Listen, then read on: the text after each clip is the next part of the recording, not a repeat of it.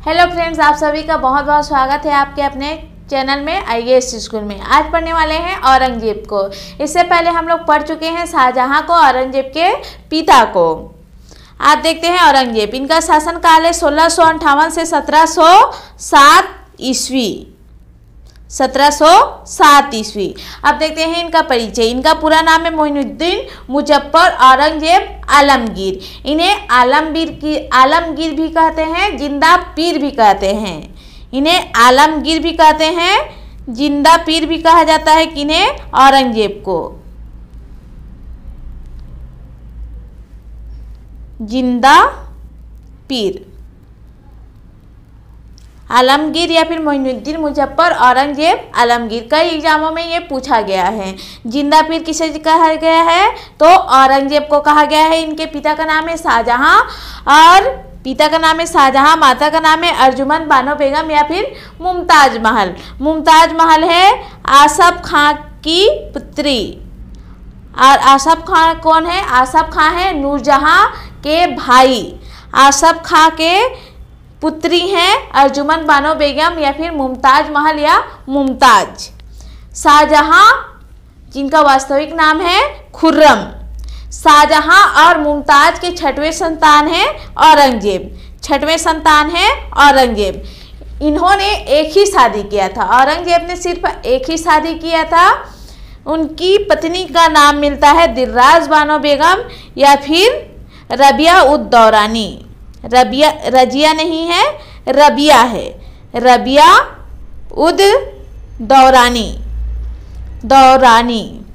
ये इनकी पत्नी का नाम। ये अपनी पत्नी से बहुत प्यार करते थे, बहुत प्रेम करते थे। इसीलिए इन्होंने बीबी का मकबरा भी बनवाए हैं, जिसको आगे पढ़ेंगे। इन्होंने 2 बार राज्याभिषेक करवाया। क्यों? क्योंकि इनके भाइयों और इनके बीच उत्तराधिकार का संघर्ष चल रहा था। जैसे धर्मट का युद्ध, सामूगढ़ का युद्ध, किनके के बीच? दारा सिकोह, शाह शुजा और औरंगजेब के बीच। राज्याभिषेक इसीलिए ये 2 बार करवाते हैं और दोनों ही दिल्ली में करवाते हैं। पहला राज्याभिषेक करवाते हैं जुलाई 1658 ईस्वी में और दूसरा जून 1659 ईस्वी में। दोनों ही करवाते हैं दिल्ली में। दोनों ही दिल्ली में करवाते हैं और इनके गुरु का नाम है मीर मोहम्मद हाकिम। औरंगजेब शासनकाल 1658 ईस्वी से 1707 ईस्वी। जन्म हुआ है 3 नवंबर 1618 ईस्वी को दाहोद गुजरात में। माता अर्जुमंद बानो बेगम या फिर मुमताज महल या मुमताज। पिता शाहजहां या खुर्रम। मुमताज और शाहजहां के छठवें संतान है औरंगजेब। इनकी पत्नी का नाम दिलराज बानो बेगम है और गुरु का नाम है मीर मोहम्मद हाकिम। इम्पॉर्टेंट है, यहाँ से क्वेश्चन हर एक एग्जाम में पूछे जाते हैं। अब देखते हैं ये प्रतिबंध लगवाए थे बहुत सारी चीज़ों पर, जिससे जनता नाराज हो जाते हैं और विद्रोह पर उतर जाते हैं। इन्होंने प्रतिबंध लगाया झरोखा दर्शन पर, नवरोज प्रथा पर प्रतिबंध लगाया। जो दरबार में खेला जाता था होली, उसको भी प्रतिबंध लगवा देते हैं। दीपावली भी मनाना नहीं है। सती प्रथा पर प्रतिबंध लगाते, ये तो उनका अच्छा काम है। सियाओं पर प्रतिबंध लगा देते हैं औरंगजेब। मुद्राओं पर कलमा खुदवाने के लिए मना कर देते हैं, क्योंकि ये जो मुद्रा है उसमें कलमा तो खुदवाया गया है जो हिंदुओं के पास जाता। इसीलिए वे नहीं चाहते थे कि किसी भी तरह से ये हिंदुओं के पास जाए। ये औरंगजेब हिंदुओं के कट्टर प्रतिद्वंदी थे। वे अपने काल में भेदभाव करते हैं हिंदुओं और सियाओं में। मुद्राओं पर कलमा खुदवाने की प्रथा को भी खत्म कर देते हैं। 1665 में उसने मंदिरों को तोड़ने का आदेश दिया। हिंदुओं के जो मंदिर होते हैं उन्हें तोड़ने का आदेश देते हैं। वे चाहते थे कि पूरा भारत में अपने इस्लाम धर्म का प्रचार करें। इन्होंने संगीत कला, चित्रकला पर प्रतिबंध लगा दिया, जबकि वे बीड़ा वादक बहुत अच्छे से बजाते थे। बीड़ा वादन बहुत अच्छे से करते थे। कौन? औरंगजेब। और अकबर ऐसे थे जो नगाड़ा अच्छे से बजाते थे। इसके बावजूद भी वे संगीत कला, चित्रकला पर प्रतिबंध लगा देते हैं। इससे पहले हम लोग देखे हैं कि जो अकबर हैं, जहांगीर हैं, उनके काल को चित्रकला का स्वर्ण काल कहा जाता है, संगीत का स्वर्ण काल कहा जाता है, लेकिन ये सब पर प्रतिबंध लगा देते हैं। मेरे शासनकाल में ऐसा कुछ नहीं होगा। तो सब प्रतिबंध लगा दिए थे। अपने जन्म दिवस पर भेंट स्वीकारना भी बंद कर दिए। इतने कठोर नीतियां लागू करने के बाद अब आलोचनाओं का सामना करना पड़ा उन्हें। आलोचना ना हो करके, कुछ कम हो करके अपने जन्म दिवस पर वे भेंट स्वीकारना भी अकबर के समय चालू हुआ था। तुलादान की प्रथा, अर्थात जितने एक तरफ सोना चांदी का रहता था, एक तरफ राजा बैठते थे और उन सबको दान में दिया जाता था। उन सबको प्रतिबंधित कर देते हैं औरंगजेब। भेदभाव कर देते हैं हिंदुओं और सियाओं में। 115 वर्ष बाद पुनः 1679 ईस्वी में जजिया कर और तीर्थ यात्रा कर, जजिया कर और तीर्थ यात्रा कर फिर किस पर लगा देते हैं? हिंदुओं पर। ये किस पर लगाते हैं? हिंदुओं पर। जजिया कर और तीर्थ यात्रा कर, तीर्थ यात्रा कर लगा देते हैं हिंदुओं पर। इन सभी से सब नाराज रहते हैं इनकी नीतियों के कारण। इनका बेटा भी खुद नाराज रहता है। इनके बेटे का नाम मिलता है अकबर द्वितीय। अकबर द्वितीय सभी विद्रोह पर उतर आते हैं। इनकी नीतियों को कोई पसंद नहीं करता है। अब देखते हैं इनके विद्रोहों को। इनकी नीतियों के कारण अनेक विद्रोह होते हैं, जैसे मारवाड़ का विद्रोह और दूसरा है जाटों का विद्रोह। ये है जाटों का विद्रोह। जाटों का विद्रोह हुआ था 1669 ईस्वी में। जाटों का विद्रोह हुआ था 1669 ईस्वी में। अब विद्रोह का कर्ता का नाम है गोकला या फिर गोकुल। ये नाम अधिक फेमस है, गोकुल। विद्रोह कर्ता का नाम मिलता है गोकुल। कारण मथुरा के केशव मंदिर को तोड़ाने के कारण और इनकी नीतियों के कारण जाट विद्रोह कर देते हैं। जाटों पर बर्बरता के कारण सभी विद्रोह पर उतर आते हैं और विद्रोहकर्ता का नाम है गोकुल। जब गोकुल विद्रोह का एकदम अच्छे से सामना करते रहते हैं तब इनकी हत्या हो जाती है। गोकुल की हत्या के बाद राजा राम इस विद्रोह का नेतृत्व करते हैं। राजा राम के बाद चूड़ामन इस विद्रोह का नेतृत्व करते हैं। सबसे पहले नेतृत्व करता है जाटों के विद्रोह का। जाटों के विद्रोह का सबसे पहले नेतृत्व करते हैं गोकुल, उसके बाद है राजा राम, उसके बाद है चूड़ामन। अकबर के कब्र से हड्डियों को निकालकर जला देते हैं कौन? राजा राम। ये एग्जाम में पूछा गया क्वेश्चन है कि अकबर के कब्र से उनकी हड्डियों को निकलवा कर किसने जलाया था? तो राजा राम ने। क्यों? क्योंकि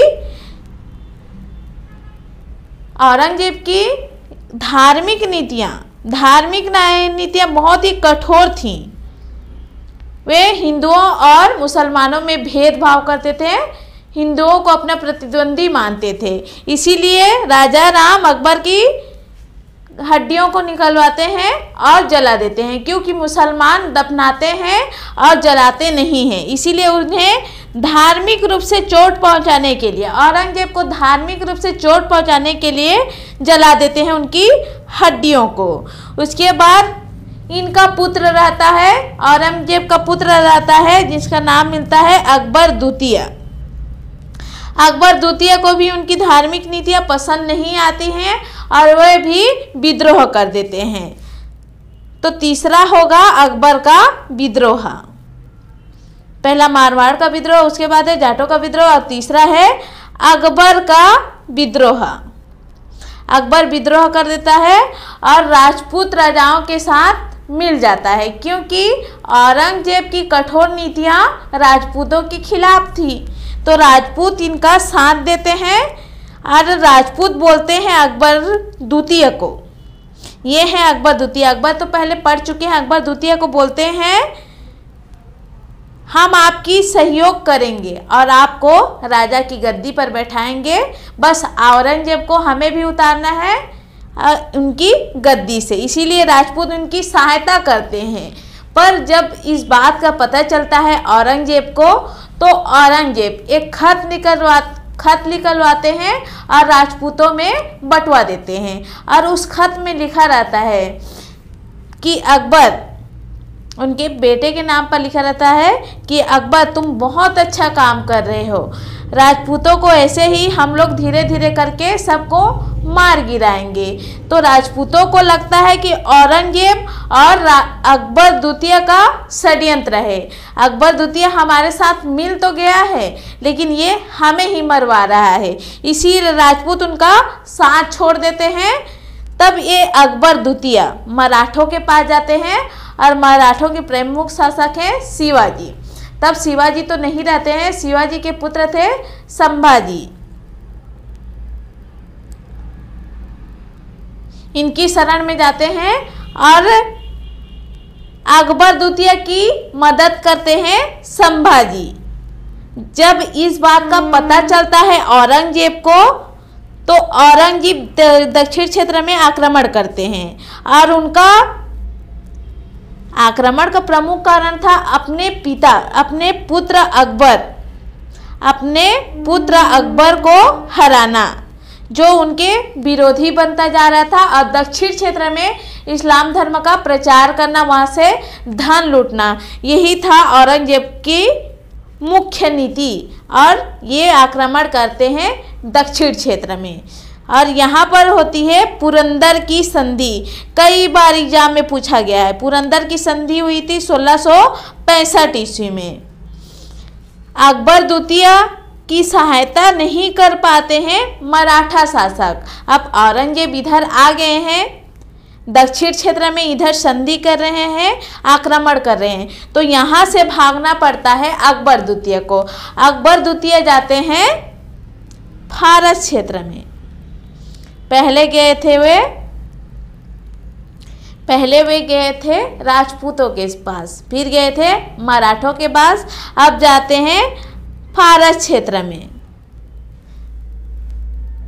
फारस क्षेत्र में जाते हैं और जिस समय औरंगजेब की मृत्यु होती रहती है, अर्थात 1707 ईस्वी में, 1707 ईस्वी में औरंगजेब की मृत्यु हो जाती है दौलताबाद में मृत्यु हो जाती हुई। उसी क्षेत्र में उनके पुत्र अकबर द्वितीय की भी मृत्यु हो जाती है, अर्थात दोनों बाप बेटे का मृत्यु इसी दक्षिण क्षेत्र में ही हो जाता है। तो औरंगजेब की मृत्यु हुई थी 4 मार्च 1707 ईस्वी को। औरंगजेब का मकबरा है औरंगाबाद में, महाराष्ट्र में। पुरंदर की संधि को याद रखिए, हमेशा एग्जाम में पूछा जाता है। तो पुरंदर की संधि हुई थी 1665 ईस्वी में। 1665 ईस्वी में औरंगजेब की मृत्यु हुई थी 4 मार्च 1707 ईस्वी। और औरंगजेब का मकबरा है औरंगाबाद में। यहाँ से भी क्वेश्चन पूछे जाते हैं, कहाँ है इनका मकबरा, तो औरंगाबाद में है। तो यहाँ पर कंप्लीट होता है औरंगजेब। अगर वीडियो पसंद आता है तो वीडियो को जरूर लाइक कीजिए, ज़्यादा से ज़्यादा शेयर कीजिए, हमें प्रोत्साहित करने के लिए कमेंट कीजिए। धन्यवाद।